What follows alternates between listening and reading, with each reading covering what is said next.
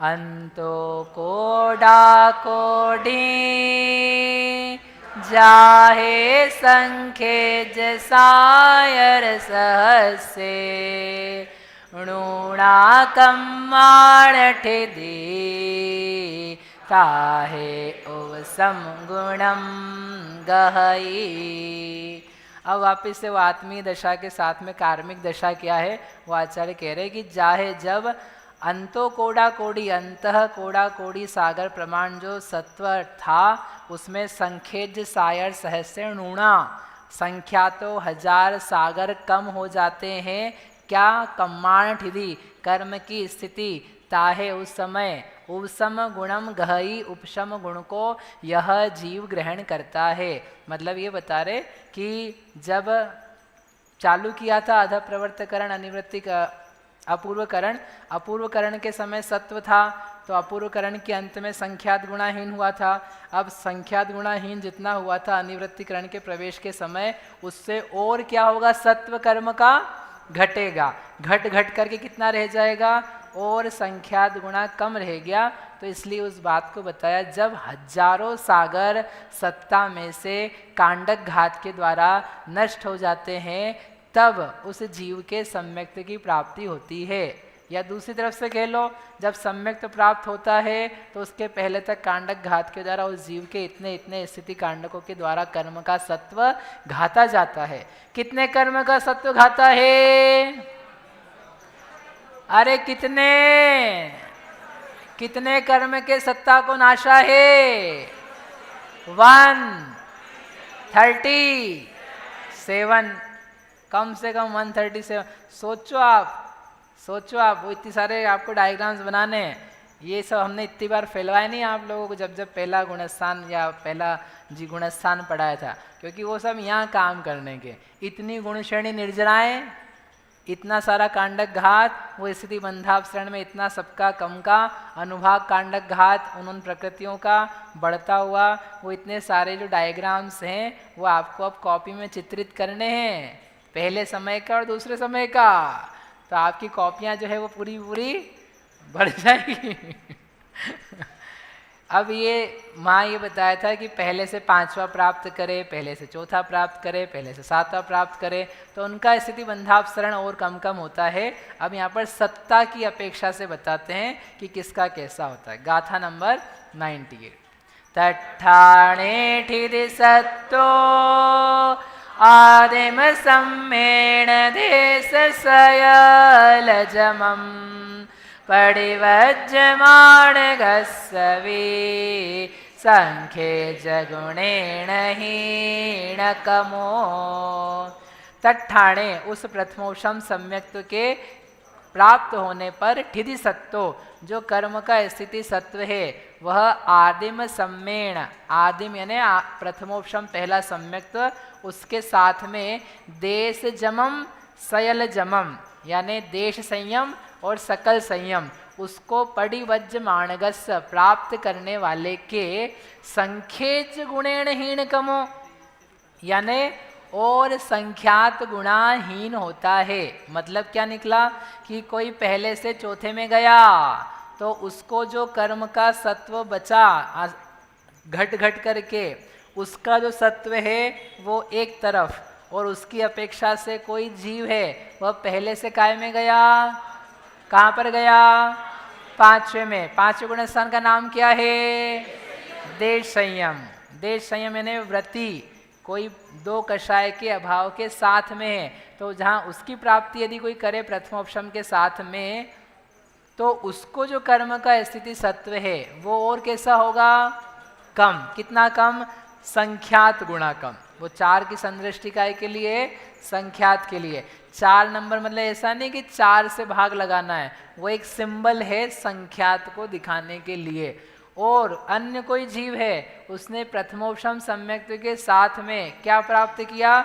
7वां गुणस्थान मुनि अवस्था का गुणस्थान 3 कषाय के अभाव के साथ में दशा प्राप्त करी तो उसका जो सत्व है वो कैसा होगा?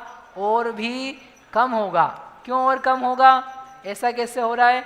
क्योंकि इनके जो परिणामों की विशुद्धि है वह भिन्न भिन्न प्रकार की है।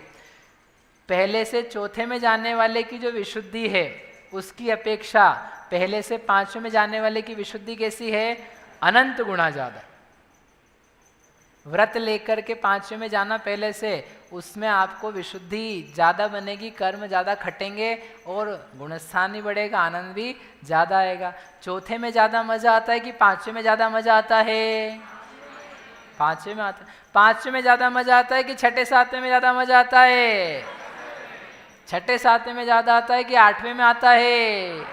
नौवें में कि 10वें में कि 11वें में कि 12वें में 13वें में कि 14वें में कि सिद्ध भगवान को सबसे ज्यादा आता है?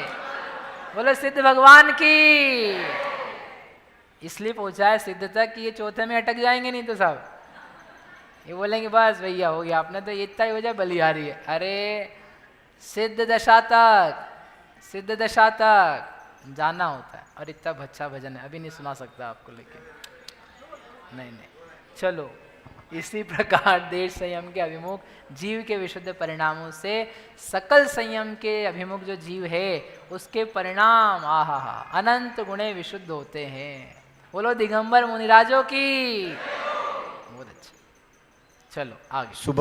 सुबह में वो जो गायक वाला आपने भजन सुनाया था ना, वो एक बार बोल दीजिए। अरे बेटा वो तो सुना देंगे, फिर ये प्रथमोषम सम्यक तो छाइक का क्या करेंगे? समय रहने पर। अरे एक भजन सुनाते हैं आपको, अभी नहीं, टाइम कब मिलेगा? कल अपन ने गाया था पिछली बार आचार्य भक्ति, ठीक है, जिनवाणी स्तुति के बाद। आज नहीं, कल परसों का भी समय मिलेगा तो करते। इतना अच्छा है आचार्य भगवान। अभी शुद्ध पंचमी आने वाली है, तो शुद्ध पंचमी पर आप लोग रहोगे नहीं हमारे साथ, तो अपन पहले से ही याद कर लेंगे, सारे आचार्य भगवंतों को याद कर लेंगे। भैया भक्ति संध्या 3 तारीख को होगी भैया। हाँ, अनिवृत्तिकरण में सभी के समान परिणाम है, तो फिर हम जो कह रहे हैं कि नहीं, सबके जो 3 सेट अलग अलग बनाना। किसके बनाओगे 3 सेट? पहले से चौथे वाले के, पहले से 5वें वाले के, पहले से 7वें वाले के, ठीक है। 99 उवसा में गोय सवो वागा दो तहाणी रासाणो ओ वसंते भजियो निरासनो चेव क्षीणम में। अब बता रहे हैं कि जो उपशामक है वो कैसा है? सवो उपशामको, जो उपशम करने वाला है, सवो सारे के सारे जीव, निर्व्याघातो निर्व्याघात हैं, उनका घात नहीं हो सकता है। तहा निरासाणो, उसी प्रकार से सासादन से भी रहित है। जो उपशामक कर रहे हैं ना, मतलब उपशमन कर रहे हैं, अर्थात करण के समय में, तो उनका घात नहीं हो सकता है। आशीर्वाद है आपको सबको, किसका? प्रकृति का, कि यदि करण में बैठे हो तो आपको कोई टेंशन लेने की जरूरत नहीं, मरण होने वाला नहीं है। करण से ही सासादन पहुंच जाएंगे क्या? बोले नहीं। उपसंते भजिय, वो उपशांत गुणस्थान, उपशांत सम्यक्त को प्राप्त कर लिया औपशमिक को, तो फिर भजिय वो सासादन के लिए भजनीय है, अर्थात प्राप्त हो भी सकता है, लेकिन क्षीणम ही निरासनो, क्षीण हो जाए अर्थात उपशम सम्यक्त समाप्त हो जाए तो फिर आसादन नहीं होता है, मिथ्यात्व गुणस्थान या अन्य प्रकार की दशा होती है। समझ में आया क्या क्या बताया? नहीं आया? क्या बता रहे हैं? ये आपको पुराना डायग्राम फिर से बताया। इसको बोलते हैं उपशमन काल। उपशामक संज्ञा जो मिलती है ना, उपशामक संज्ञा मिलती है जब वह करण कर रहा था। करण में भी जब वो अंतरायाम हो गया और उपशमन क्रिया को किया जा रहा था। उपशमन क्रिया ने क्या बताया था अपनी भाषा में? दवाई। दवाई तो याद रहेगी ना, दवाई पिलाई थी। तो दवाई जब पिलाना चालू करी थी तब उसका नाम था उपशामक। तो जो उपशामक है, आचार्य भगवान ने कहा उस समय 2 बातें, व्याघात से रहित है और सासादन से रहित है। व्याघात यानी मरण, या फिर कोई इसको हिला दे और उसके परिणाम नीचे गिर जाए, तो ऐसा कुछ भी काम नहीं होता है, वो आगे ही आगे बढ़ता है। उसके पास में इस प्रकार की परिणति दशा बनी हुई है। तो ये पूरा उपशमन काल ऐसा जाएगा। फिर प्रथमोपशम सम्यक्त्व का काल है, तो पूरे प्रथमोपशम सम्यक्त्व काल के अंतर्गत मरण हो सकता है क्या? मरण हो सकता है क्या? नहीं हो सकता। यदि प्रथमोपशम सम्यक्त्व चल रहा है तो मरण नियम से नहीं होगा। फिर भी यहाँ पर क्या लिखा हुआ है? व्याघात से रहित इतना ही काल लिखा हुआ है। लेकिन यहाँ पर आगे दिया है, जो अभी अपन पढ़ेंगे थोड़ी सी देर में, प्रथमोपशम सम्यक्त्व के काल में ही लास्ट में, एंड में, एक समय से 6 आवली के अंतर्गत सासादन की प्राप्ति हो सकती है। भजनी यानी पॉसिबिलिटी, वो हो भी सकता है सासादन आ जाए, हो सकता है ना भी आए। इसलिए पॉसिबल केस के लिए बोलते हैं भजनीय। क्या बोलते हैं? भजनीय। भजन क्या है? पॉसिबल भी है, नहीं भी है। और अगर सासादन हो जाता है तो फिर मरण भी हो सकता है। यदि किसी जीव का सासादन है तो सासादन में मरण पॉसिबल होता है, सासादन से इधर उधर गति में जा सकते हैं। ओके, तो इसलिए व्याघात से रहित हमने इतना ही लिखा है। लेकिन यदि सासादन नहीं प्राप्त हुआ है तो प्रथमोपशम में मरेगा क्या? नहीं मरेगा। तो कब मरेगा? कब मरेगा? आयु, मतलब मारोगे जरूर आप लोग। इतने दिन से सिखाते सिखाते हो गए कि मरता नहीं है, मरता नहीं है, और मारना जरूर है अपने को। मरता है कि नहीं मरता है? जीव का मरण कभी भी होता नहीं, द्रव्य दृष्टि से मरण भय का भी तजूं। तो क्या है? मरण नहीं होता। ठीक है, पढ़ लो। मरण नहीं होता है। फिर उसके बाद में क्या बोला कि ये सम्यक्त्व के बाद का काल है, जो भी होता हो, कौन से भी जगह जाता हो, उस वक्त सासादन हो सकता है क्या? नहीं हो सकता है। क्यों नहीं हो सकता है? क्योंकि प्रथमोपशम सम्यक्त्व से ही सासादन होता है। ऐसा भी क्यों होता है? अभी आपको रीजन बताते हैं टेक्निकल, कि वो उसके बाद ही क्यों होता है। इसलिए इस गाथा में ये नियम दिया, इस समय ना सासादन होता है ना व्याघात होता है। इस समय सम्यक्त्व के काल में व्याघात नहीं होता है, एंड में सासादन हो भी सकता है, नहीं भी हो सकता है, और उसके बाद में सासादन होता ही नहीं है, कुछ और ही होता है। इस प्रकार से प्रथमोपशम के बाद की बीज की जो दशाएं हैं वो यहाँ पर बताई है। भैया मिथ्यात्व गुणस्थान की गुण गई थी, तो फिर ये बोट क्यों बने हैं?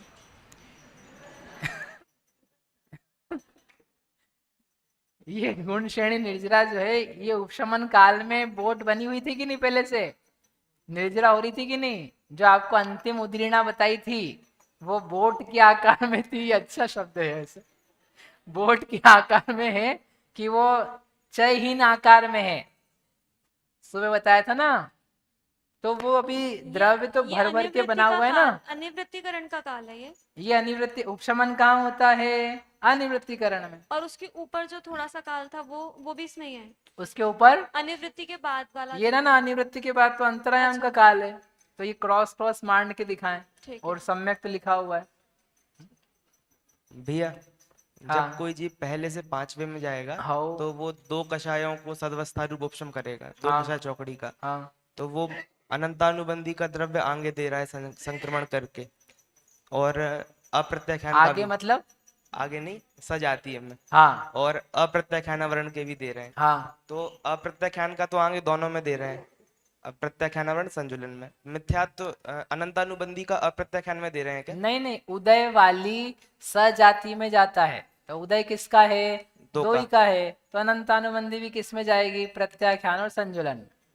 और अप्रत्याख्यान भी किस में जाएगी? प्रत्याख्यान और संजुलन में। और उदय वाली जो 9 कषाय हो रहे उसमें और थोड़ा बहुत दे देना। फिर मिथ्यात्व का जो हम संक्रमण कर रहे हैं सम्यक मिश्र में और सम्यक प्रकृति में, उनका उदय तो आ नहीं गया है प्रथमोपशम के काल में, फिर भी हम दे रहे हैं। वो तो ऊपर द्वितीय स्थिति का कर रहे हैं, स्तुभिक संक्रमण नहीं कर रहे हैं, गुण संक्रमण कर रहे हैं।